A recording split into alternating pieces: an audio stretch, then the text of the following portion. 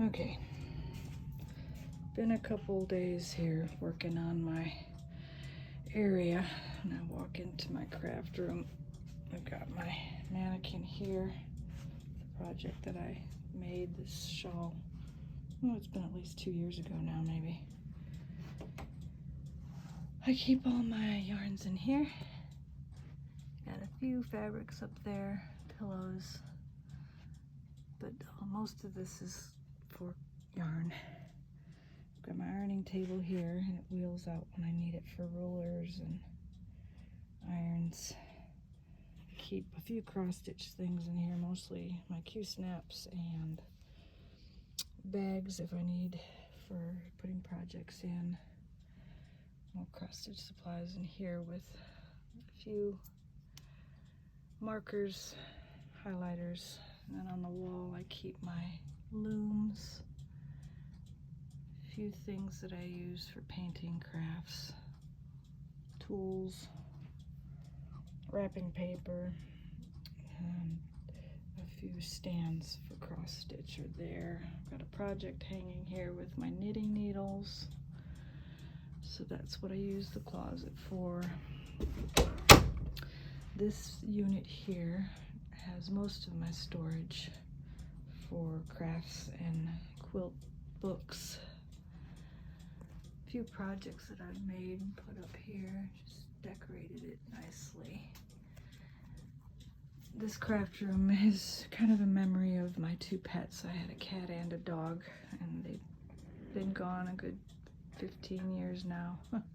The dog has, and then the cat was released at 10 years ago. We lost him. Well, they were both boys, Buster and Frack. That's what the pictures are on the wall here. Buster was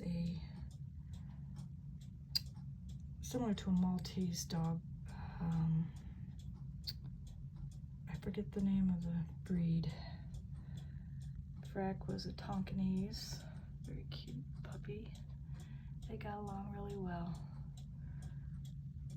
But I just thought I'd remember them by putting a lot of cats and dog things in here. I don't need to make a quilt yet, but on this table is my featherweight, and I keep over here. Up above is my buttons and beads are all in these two things. Then I have I put this out on the cutting table for when I'm quilting and marking, measuring things there. Things up here for crafts and yarn projects, pom-poms, things that I stuff my amigurumi dolls with, just craft things. And then over here's a few things have material, then tapes and flashlights, crafting books. I keep cross-stitch supplies here, the rings that I put the threads on. I've got some Orfill here. Mostly bought those through Fat Quarter Shop. Pat Sloan's quilting books there. And then down here I just have a file system that I keep. If I need to put something away, it usually goes in these files so that they don't clutter everywhere else. And then project books. And file system here where I keep receipts or cross-stitch patterns. I have alphabetized. Someone's out there making a lot of noise on the computer. Sorry about that. I keep all my flosses that are Week Star Works, Classic Color Works, Gentle Arts are all filed in here alphabetically on rings. And then I have hole punchers and stuff like that in here so that if I need to add to this, I have the supplies in there. Then we'll shift over here to my cutting table, which if you could tell, I just put 3 bookshelves together. There's 2 and then this one in the front. And then I went to IKEA and purchased the topper to go over top of it. Let's see if I can back up and get a better picture. So that I would have plenty of cubbies. There's 6 on one side and 6 on the other, and then the 6 in the front. So it gives me plenty of storage. I keep mostly craft items in some of these, like if I'm going to quilt or make project bags. Got the batting, things like that in here. These are crochet projects here. I've got all my fabrics that I've collected so far, not very many. Different count fabrics, 18, 40 count, a couple 28s, 36. These are yarn projects that I've started and haven't completed, as well as more. These are like frames and craft items for amigurumis, frames and things that if I want to do it myself, I'll have a few things to choose from. Well, this is my yarn winder that if I want a ball of yarn, this is what I use to wind my yarn on. Just sewing tools, tape, things that I need when I am at the machines. These are some things that need binded. 2 quilts that a wall quilt and a table runner that I have to bind. Things that I need to mend, things that are ripped or sewn that need to be fixed. More fabrics down in here, lots of colored fabrics and ones that I've purchased online that I haven't used that usually have a theme to them. 4th of July, what have you. A couple projects there. Materials that I've got that I want to make a quilt out of. Other side, I'm keeping ribbon and one fleece, a lot of fleece things in here. I've got a couple projects in here. Scarf that I want to make. That's a crochet blanket that I started. And that's the ribbon. More fleece down here for backings of blankets and things that I make. And then I think I put my, this is my glue gun and my rotary cutters are in there. Which brings us over to the actual sewing tables besides the ones I have there. I've got my serger.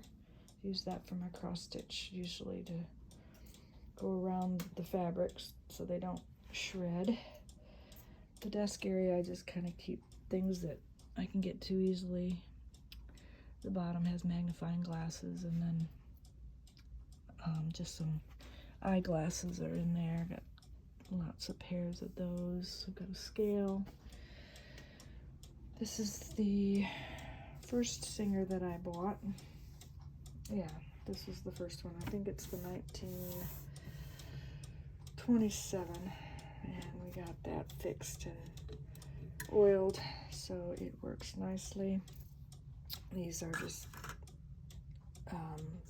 sewing needles, things for the machine I keep in there. This is a project that I started. It's going to be like a wall quilt, Christmas tree on it. There's a couple going under there actually. Just haven't finished it yet. My other machine here is a Nelco. I haven't used it yet. It's the most recent one that I inherited, or was given to me actually, not inherited. I have a friend at church that wanted it to go to somebody that would use it. I really like it because it actually opens and you can store things in the door. Ooh, guess I missed that when I cleaned it. It needs a good dusting. And more craft items over there and parts for the machines. I usually just keep them in this little turntable.